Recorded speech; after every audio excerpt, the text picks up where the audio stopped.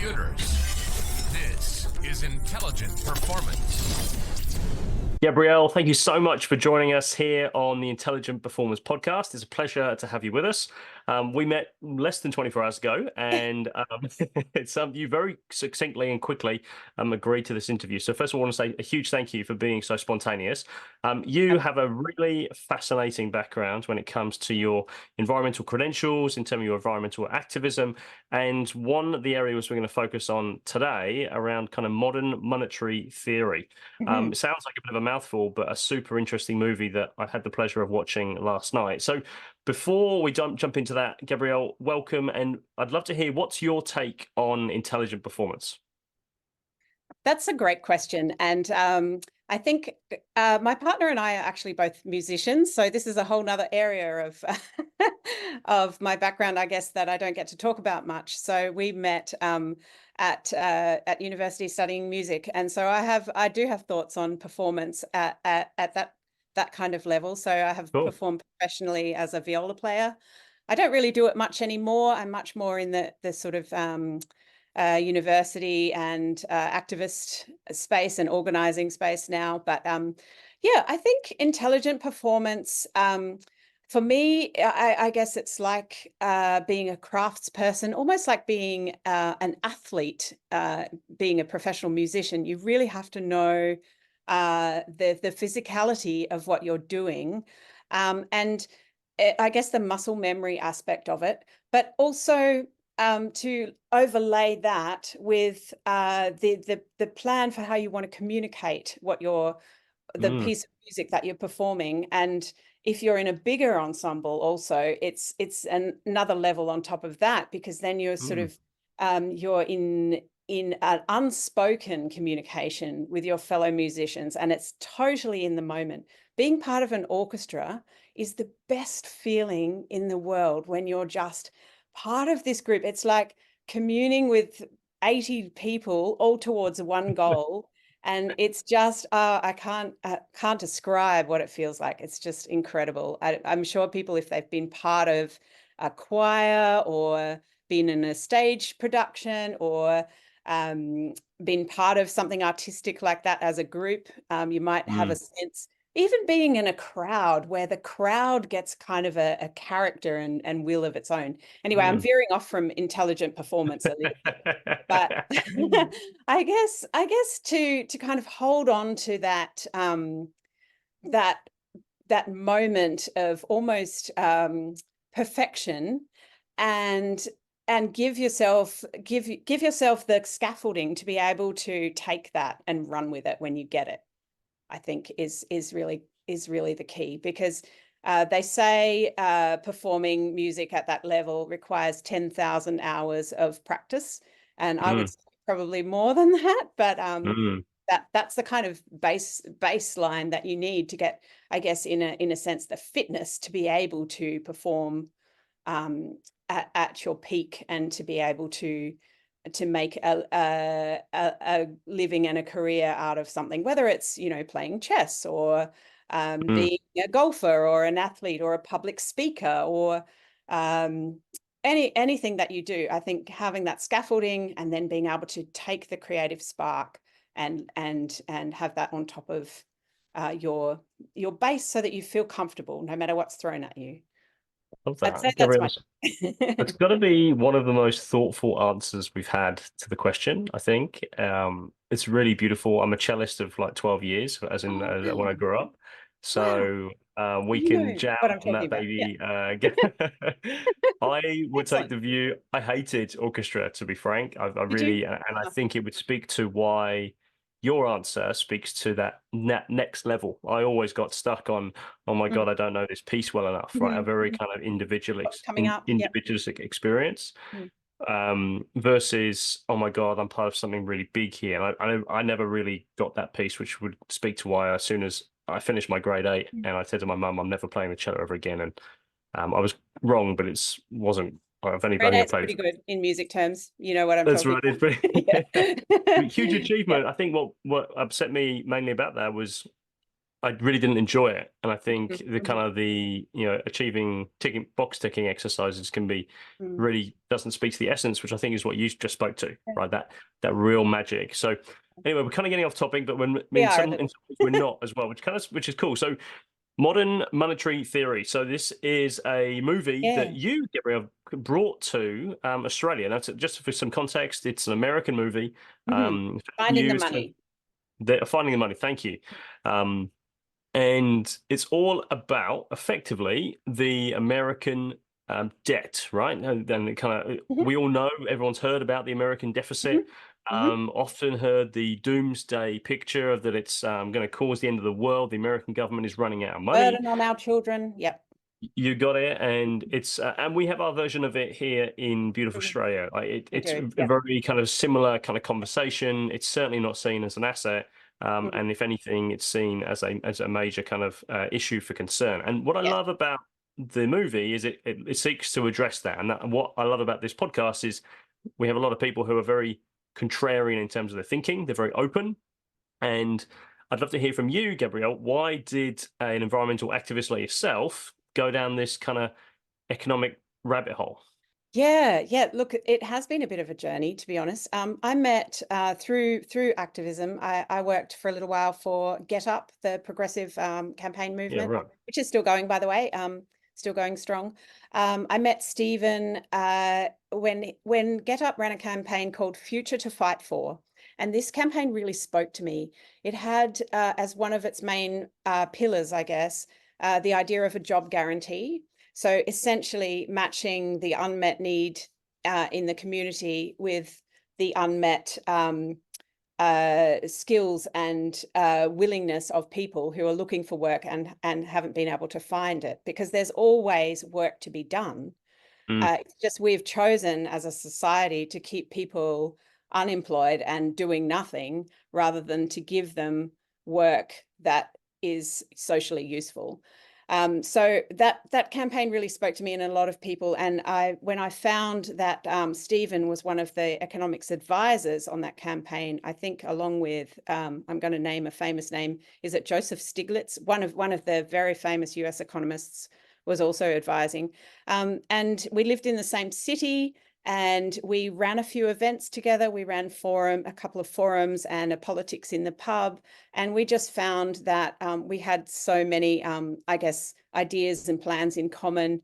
And we ended up running a big conference in January 2020, just before COVID came, right. which was a 3-day conference. And we had nearly 400 people come to Adelaide, including Wow. Stephanie and Cameron, actually, Cameron Murray, who you've spoken to recently, Mm, and a lot of the modern monetary theory economists, plus the ecological economist as well. We had Robert Costanza, we had Phil Lawn, who is also our friend in Adelaide.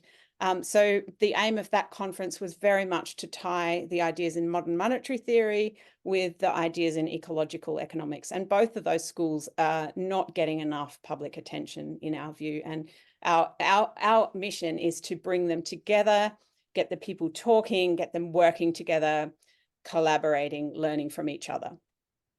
So the movie Finding the Money features an economist called Stephanie Kelton. Yes. It follows her journey and a bit of her mission, as it were. And I think it makes it a very powerful story. I'm sure there's other characters as well Mhm. beyond just Stephanie. But it kind of goes to her efforts to communicate that actually, when it comes to the American deficit or any central bank's deficit or government's deficit, it's only half of the story. So, Right. Yeah. Gabrielle, tell me if you can briefly. I know it's a complex topic, but for the people listening, what's the buzz about MNT? What's essentially at the core of it? I guess modern monetary theory, it takes seriously the role of a government that issues its own currency and it is what we could be described as a monetary sovereign. And not every country has that privilege. Australia is a monetary sovereign. The United States is a monetary sovereign. Places like Japan, New Zealand. But if you think about a place in Europe where they have the euro, the country is not in charge of that currency. So here, the Australian government issues the Australian dollars. The New Zealand government issues the New Zealand dollar, and we have that control over our currency. We don't have debts that are denominated in currencies that we don't have control over to very much extent. So, and we're not held on a fixed exchange rate or on the gold standard or anything like that. So we are what you could be described as monetary sovereigns. And that means that whatever the government can afford, the dollars are always there. It's not that we're going to run out of dollars, but we can and do run out of things to spend those dollars on. So modern monetary theory, I guess, wants to take the focus off the currency per se and look at the real resources. So if we want to, for example, if we wanted to shut the fossil fuel industry tomorrow and take all the workers in that industry and give them jobs elsewhere, well, we would need to think about the real resources that would require, right? If we wanted to add dentistry into Medicare, would we have enough dentists to meet that need? Would we have enough places where they could do complex operations to actually take care of all the people that need their teeth fixed at the time, you know? So it's about real resources. It's not about can we afford it in terms of dollars. I guess that's my simple explanation. And I would say I'm not an economist. So if you do want to speak to an economist, please get in touch with Stephen Hale, and I'm sure he'd be happy to come on your show. And Cameron Murray, obviously, as an economist, plenty of others around. I'm not qualified as an economist, but I have spent enough time in their company to kind of hopefully give people a half decent explanation of what we're talking about. And what you're highlighting, Gabrielle, in my opinion, is that actually this is not just an economist issue, right? Because when it becomes only a topic which economists engage in, then it's kind of stays as a off limits, as it were. And I think what the movie does a good job of is it certainly makes a very tricky topic, the creation of money, like what is it, and probably helps people think about money in terms of actually challenge what is it more than maybe think people have ever thought about. And one story which really stood out to me last night was there was an arrow, or sorry, a bit of a couple of words and then some arrows between them. One of them being the kind of well documented, well spoken about myth of barter. We wanted to trade sheepskin for rice. So how do we do that? That was the barter system, apparently. Then, so from that, we then created money because it was pretty hard to work out that 3 sheepskin equals 1 kilogram of rice. And then actually thereafter, the government just came along as afterwards to then try and help organize, right? Yeah. And if you believe that period of events, then you actually effectively misconstrue the whole point of the monetary system. And actually what the film touches on or highlights is that there was a time when Australian dollars, let's take for this context, or even American dollars, because that's more broadly known, American dollars weren't legal tender, as in like they weren't widely used. So when they wanted to get the currency out there, they effectively forced people to take up that currency, but people wouldn't do it willingly. So they had to force them to pay taxes, right? Yes. So the taxes create a demand for the currency. So the power, the colonizing power, or whatever you want to call it, the government that's in charge wants to be able to mobilize the resources in terms of people and goods and make things happen, build bridges, build roads. And so to get the labor that it requires, rather than actually enslaving an entire population, it's a more sort of, I guess,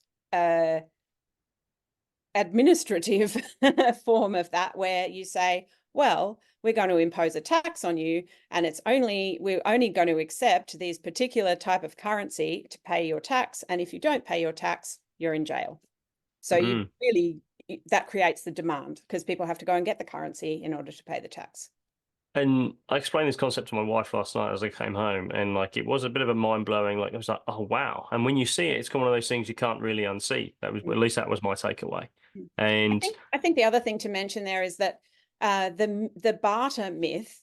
There, I'm told that there is absolutely no evidence in the anthropological sense of barter, money arising out of barter, in the sense that it's too hard to swap one thing for another without a kind of intermediary. It's the evidence for that is non-existent, even though it's what we've all been told. Wow. So what? Just on that piece, because I think that's fascinating. Why do you think it was so widespread? Or why is it so widespread, do you think? I think, I guess people were just searching for an explanation of why we ended up with gold coins instead of, I mean, gold is valuable, but there's other things that were used as currency which were not valuable at all. I mean, in the movie, it mentions shells or paper or a stick that also serve the purpose, which are not intrinsically valuable. It's the kind of the agreement of the entire community that's using that currency to agree that it is of value. Yeah, a bit of a mind-blowing movie, I think. Like, I sat there a bit like, no, but surely I've yeah, it's hard to take that step, isn't it? Like, of disbelief, and I think that's what it does very, very well. For one of the key issues, go ahead, Gabrielle. Yeah, I was just going to say, so in terms of our experience as individuals, and we think of, when we pay our tax, we think of our money as contributing to the nice things that we have, the public things that we have, such as libraries or parks, or we even used to get a letter from the federal government which had on it, I don't know if you remember this, but when they used to send us letters with our tax returns, we'd have a pie chart, and in that pie chart it says, this much of your tax went to healthcare, this much went to welfare payments, this much went to the military, and I'm exaggerating, obviously, and this much here went to the environment, this tiny little sliver. So, people had a sense of their money contributing to the society that we live in. And I guess that's not completely wrong, but it's kind of like confusing correlation with causation, right? Because it's not literally our money that pays for those things. The government issues the currency, and that's how it works. And when taxes are paid, that money is kind of deleted out of the system to create the room to prevent the inflation getting out of hand. I think in a nutshell, that's how I understand it. Yeah. No, I think it's great. And you've used the I word there, right? The inflation piece. And that's really what the movie is about. It's there are inflationary triggers, things which cause inflation. And the misconception which the movie tries to address is it's not about the government issuing the capital.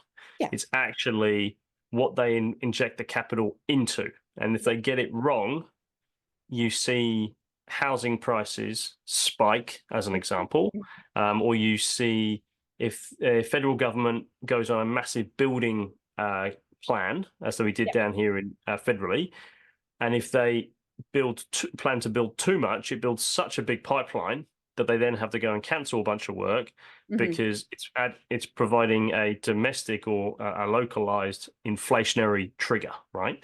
So why is inflation so important?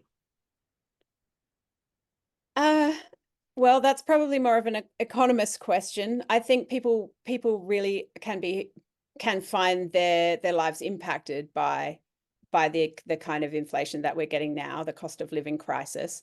But making it more expensive by having to pay higher interest rates is just adding to the crisis, right? So again, I think this is probably something that Stephen would be much better at answering. I'm talking about Stephen Hale here, but the Reserve Bank only has one tool, as we were talking about last night in the Q&A, and it's a blunt tool, raise or lower interest rates. And raising interest rates is very good for people who already have money.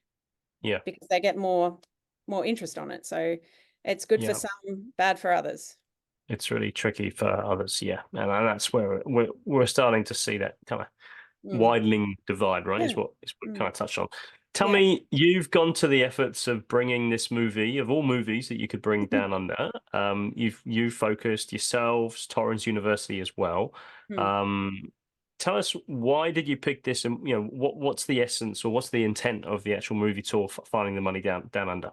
Well, I guess that's a pretty simple question, because the key to all of this is Stephanie Kelton, Professor Stephanie Kelton. She is a adjunct professor at Torrens University. She's not actually teaching on our online master's degree, but she does give guest talks to our students, and we have that relationship there with Stephanie. And through Torrens University, they have also supported us financially to bring Stephanie here. And Stephanie being, I guess, the major, well, I'm going to say character, but it's really just driver in the movie, because the film basically follows her journey as she travels around explaining these ideas, and looks at also the what we were talking about before, the history of money, and various colleagues of Stephanie are in it as well. But Stephanie, I guess, is the centerpiece in that film, and she also plays a big part in the project that we're doing in terms of her ideas around modern monetary theory form one of the major pillars of what we're doing in the course.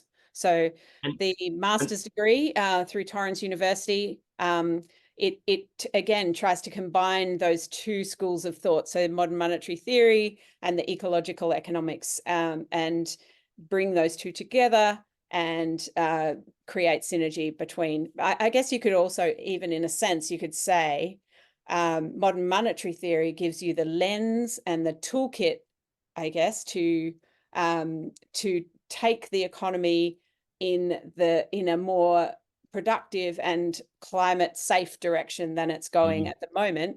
And ecological economics kind of gives you the map, I guess, of where it is okay to take the economy versus where we've gone now way past where we need to be, and to be able to perhaps bring it back into safe planetary boundaries. So it's like the toolkit and the roadmap that you need. Yeah, it's interesting. And just to speak to that, so Torrens University Australia, based out of South Australia, if I'm not mistaken. They're actually much bigger on the East Coast than South Australia, although I think they originated in South Australia. We have the River Torrens, so I'm guessing that's part of it. There you go. So it's an online degree is what you're talking about. And the piece there is that it's really what the movie highlights is that lawmakers, policy creators are usually poorly qualified to actually understand this whole space. In fact, it hammers home the point in the movie that, you see all these politicians clapping for what is effectively demonstrated to be poor understanding or false assumptions around monetary They're clapping policy. for worse outcomes. Yeah. Really. Yeah, for the people that they're charged with looking after. And I'm sure many people listening to this would not be, well, that's not a surprise that politicians get stuff wrong. But I think what you're highlighting is that it can, with the false assumptions, one of those being the bartering kind of mythology, is that it can lead to really, we often don't challenge assumptions, right? And assumptions is what every argument, every policy, every kind of fundamental thing is really based upon. And what you're talking about here is the case for action, or the, it's often said, well, it's going to be pricey. I myself, I heard when Biden was doing that Build Back Better or the renewable green plan, it was like a $3 trillion. Like, crikey, that seems like a lot of money. And what you're saying largely is that, yes, it is a lot of money, but it's not necessarily the money you need to worry about, right? Yes, it's the real resources. Can we resource it? Do we want it as a collective community, as a society? Is it what people want and need, and can we resource it? They're the main questions.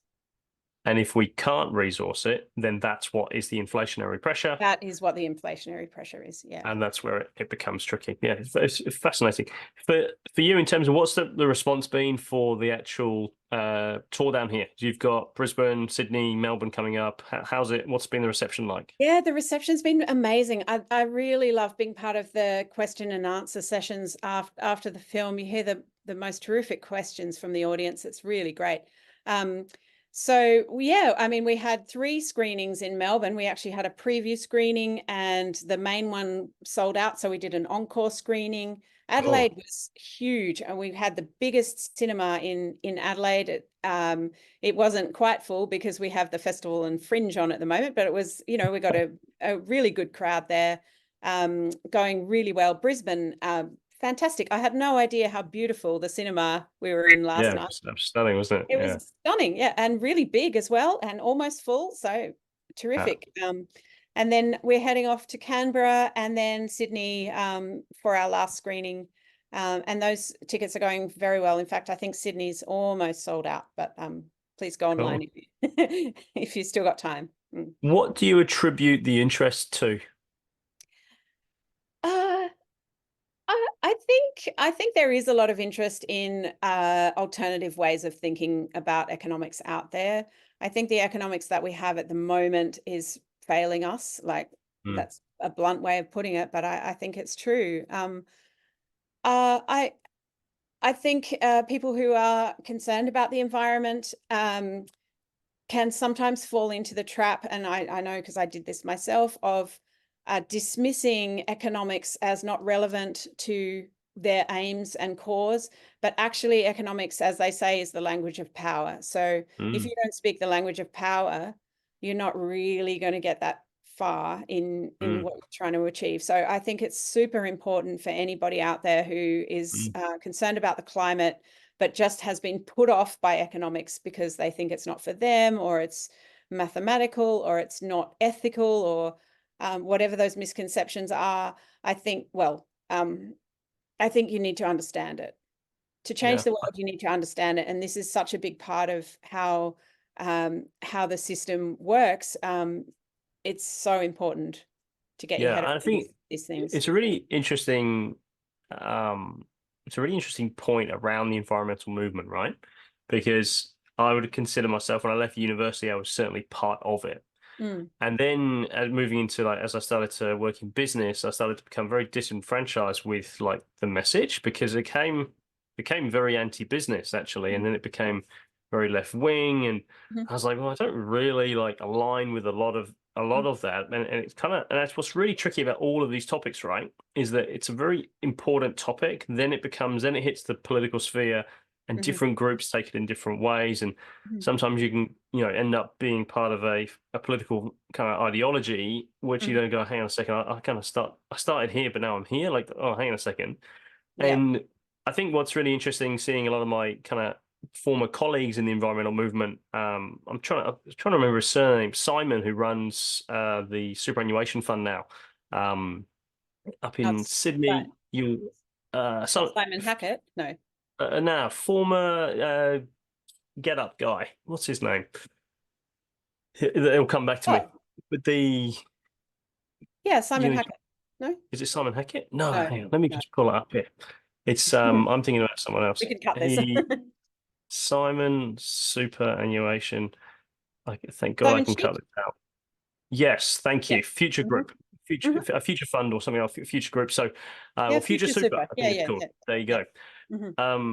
If you look at his journey, and seeing how he's gone from strongly environmental, often there's a kind of anti-business agenda, to being a business, and the whole Future Super is now funded by the businesses. So I feel like it's understanding of that kind of maturation of the environmental movement, to actually go, well, actually, a lot of these vehicles can be a real source for goods. In fact, they're easiest in some regards to start a business and run a company like Future Super than it is to try and change the government, because you can influence and more. So is that kind of part of your journey too, Gabrielle, in terms of that piece, or how do you think about it?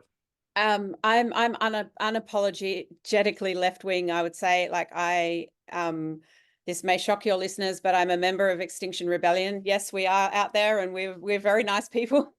We do this not because we enjoy it, far from it. We do this because we need to find a way to cut through, find a way to get attention, find a way to make change. I mean, many of us, we've tried petitions, we've tried running for office, we've tried asking nicely, and it just gets us nowhere. We're still heading in completely the wrong direction.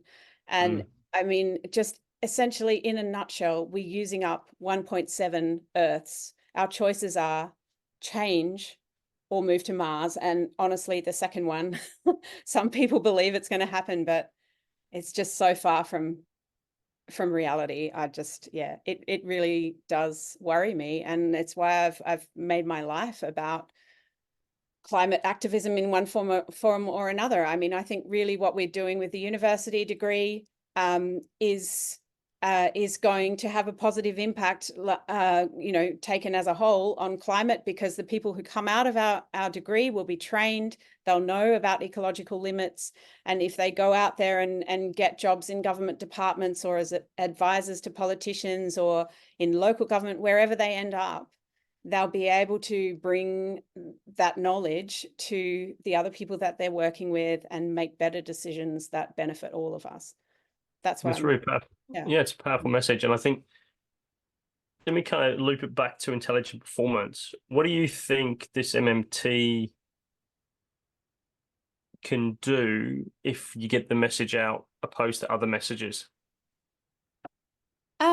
So I think, as Stephanie loves to say, I think MMT allows us to have a better debate. So if we see the deficit myth for what it is, so the government's deficit is everybody else's surplus, it allows us to think about, okay, so we don't want a society where austerity is forced upon people. We want everybody to have, and I think right and left wing, everybody, that we don't want people to suffer unnecessarily. Like, nobody wants that, right? So austerity isn't something that we have to put up with as a society. We can actually provide for people. And we shouldn't accept it when we're told, oh no, we can't afford to help women fleeing domestic violence, or we can't afford to house people who are living on the streets, and we can't afford to fix people's teeth when they can't afford a dentist. All of that stuff that people suffer. And briefly during COVID, the stories out there of, somebody saying, I can finally get that injury looked at. I can finally pay off my credit card debt. I can finally get my kid a decent pair of shoes. All of those stories. People shouldn't be forced into the levels of poverty and suffering that they are. And the environment shouldn't have to always come second to business. We can actually create a better world, and that's why I'm out there doing what we're doing. Yeah, it's really, really powerful. I think for those who are interested, Stephanie, the economist, who's basically the lead character in the, if you want to call it like that, or the lead person, or the face of the movement, as it were. Yeah, she was one of 8 advisors to the Biden government who kind of built his effectively his economic plan for his current term in government. We're in March 2024 for those who are listening, and so and that's been actually been implemented in quite a successful way, right? And it kind of speaks to that you can actually get these really ambitious plans with huge price tags, which are eye-watering for most people. It's not even it's not even enough, but it's a start. It's a good start. Yeah. I think it's a great start, and so her, like, she really is at the top of her game in terms of what we're talking about here. Where next from here, do you think? Once this kind of tour is done, Gabrielle, what do you think the next kind of move is?